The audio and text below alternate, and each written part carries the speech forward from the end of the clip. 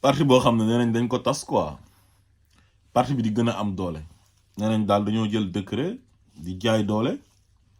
dissoudre ko illégalement parti bi di gën a am doole ñu tuddee ko ex Pastef te man li ma jaaxal mooy ex Pastef bii moom moo ëpp doole sax Pastef ba quoi Pastef bi ñu doon tiit ba ne dañ kaa dissoudre mais ak ex bi moo ko ëpp doole parce que ex bi moom li mu man sax Pastef ba mënu ko woon parce que Pastef ba moom fi mu yemoon mooy 300 millions ex bi ñëw dem ba 478 millions 800 000 francs CFA mais xam naa ñu bëri nag bu ñu sañoon su fekkoon ne seen parti bu ñu ko dissoudre ni lay mel dinañ ñaan yàlla ñu dissoudre seen parti non mais sénégalais yéen a baax sénégalais yéen a gore rawatina les partisans et sympathisants du président Ousmane Sonko président Ousmane Sonko mënu leen a fay bi ngeen ko waree xeexal ngeen ko duma Macky Sall ñaari yoon dóor ko dóoraat ko mooy mars 2021 ak le 1er juin 2023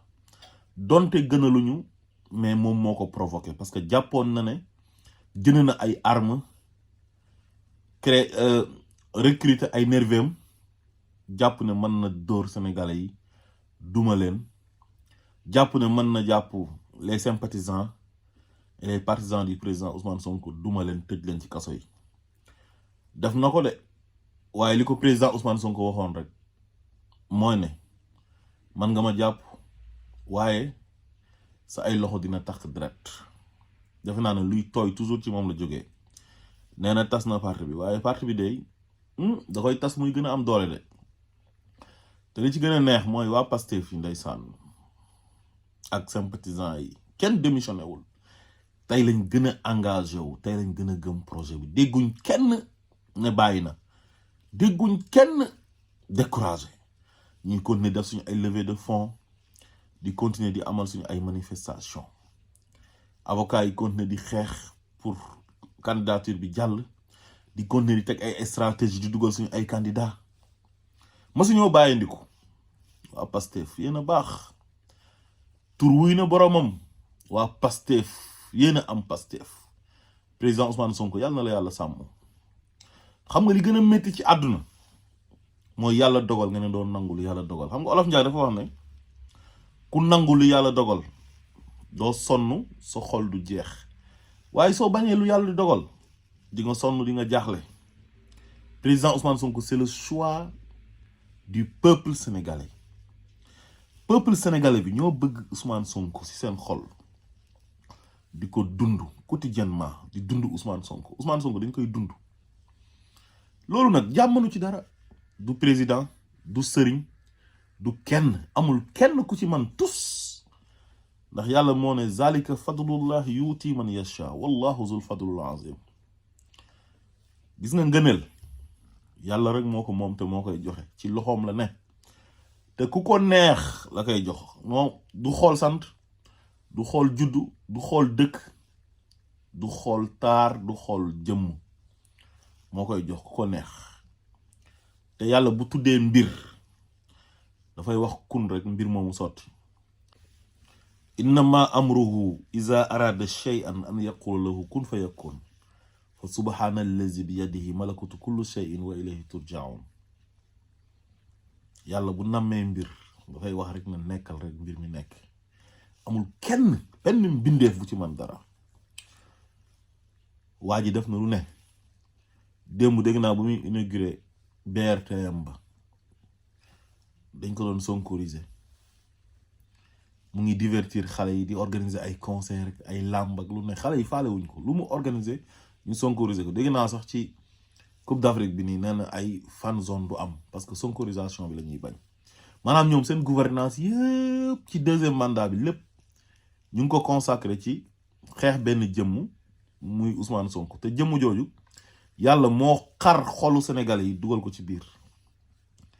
mu ne moom xolu Sénégalais bu nekk dina ko ubbi génnee fa Ousmane Sonko loolu mënta nekk mënoo fexe ba Ousmane Sonko Sénégalais yi bañ ko yow mënoo fexe tamit ba faluwaat ci réew mi di Sénégal Sénégal ñoo la bëggatul Macky Sall parce que da nga baadoola sénégalais bëggul baadoola dañu dajale suñu doole jox la ko nga ñëw di ñu jaay yëfu baadoola te bi nga ko soxlaa da nga doon nekk di sukk di raam di neexal nit ñi bañ jox la ko nga jël doole état bi parce que daf la jomb nguur moo la jomb nga jomb la ko sa bopp foogoon nga ne di nga dund ba dee doo masa sax nekk directeur général Abdoulaye Wade daf la ko daf la ministre de l'intérieur premier ministre président assemblée nationale nga ñëw sénégalais yi nag jox la palais bi ne la yow yaay président de la république ngay signer ay décret di nommer à tous les postes civils et militaires dem ba yëg na nag am nga doole te doole ji yow joxoo ko sa bopp de ginnaaw yàlla sénégalais yi ñoo la ko jox nga ëlbatiku ne da ngay xeexee sénégalais yi doole jooj ñu la jox comme man ma abal la sama fetal nga bëgg ci xeex ak man wala mu abal la sama yet wala sama kuur wala sama jaas yi nga ñëw di ma da ma ciy rey loolu la Macky Sall def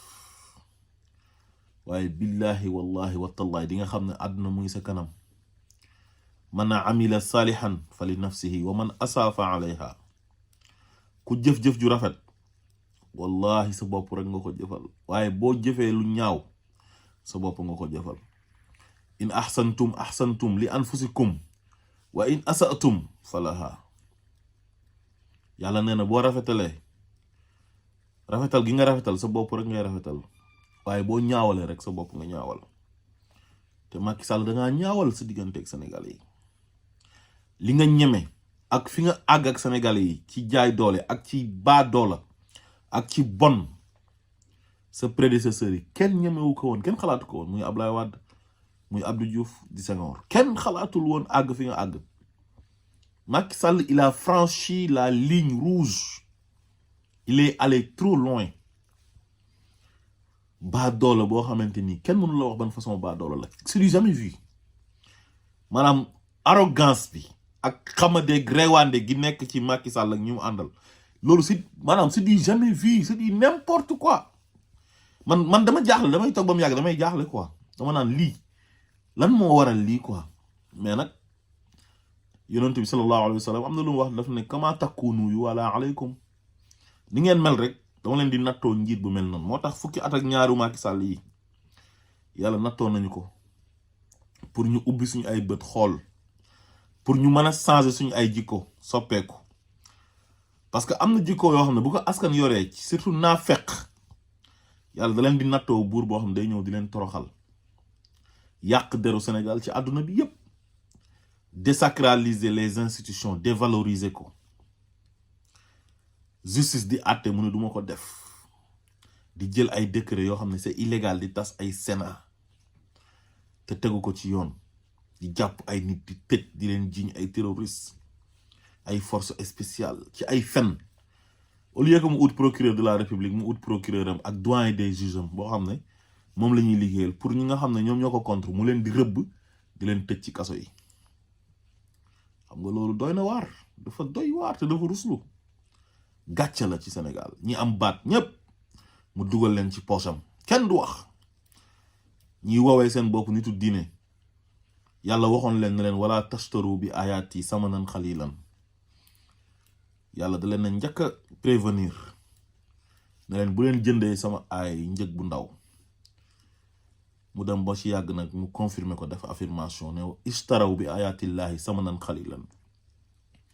te Macky Sall am na ñoo xam ne foofu la jaar ak ñoom